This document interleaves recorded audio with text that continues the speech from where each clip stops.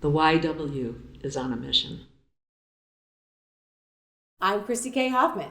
Let's hear from some of the women who are making the mission possible. So Kathy, it's great to talk to you today about the YWCA and beyond. I always like this conversation. So as a lifelong development professional, you have always, as long as I've known you, you've recognized the need for cause-oriented donor cultivation. Mm-hmm. That's something that's really in your wheelhouse. Mm-hmm. Tell us how the YWCA and kind of your advising and your assistance with the YW has really kind of shifted the way they do their fund development. I think what's really important is to acknowledge and embrace the fact that most people in a community want to live in a good community. And they want to support things that are beneficial to families, order, beauty, learning, all of those kinds of things that a good community aspires to have for its people. That they can pick and choose the thing that moves their heart in a particular direction for children, for women, for reading, for literacy, all kinds of issues that every community faces.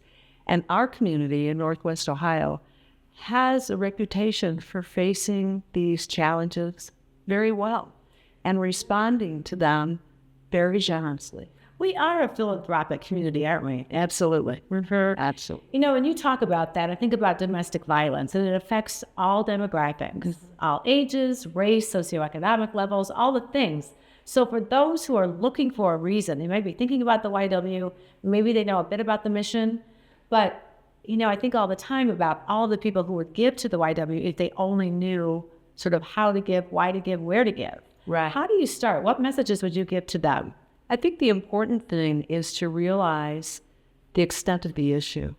You know, that there are daily women and children who are affected by domestic violence. This is the culture that we live in.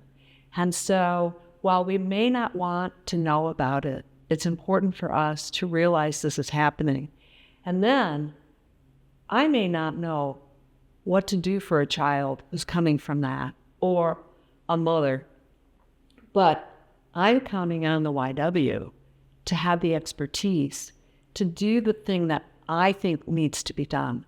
I can tell somebody that it's happening, but the YW is the one who has the counselors, who has the interests of those women and their children, and a period of time, 60 days, to take an emergency and transform it into perhaps a plan going forward. You know, you make such a good point about the YWCA really being the expert, the 24/7 expert in this area when there's a need, when people need sort of a dignified place to go for their families, their pets. Yes. They can go there. Right. That's really important. Now, something that you, I know, have been really focused on is YWomen Leadership Circle and building this coalition, if you will, and this affinity group of women.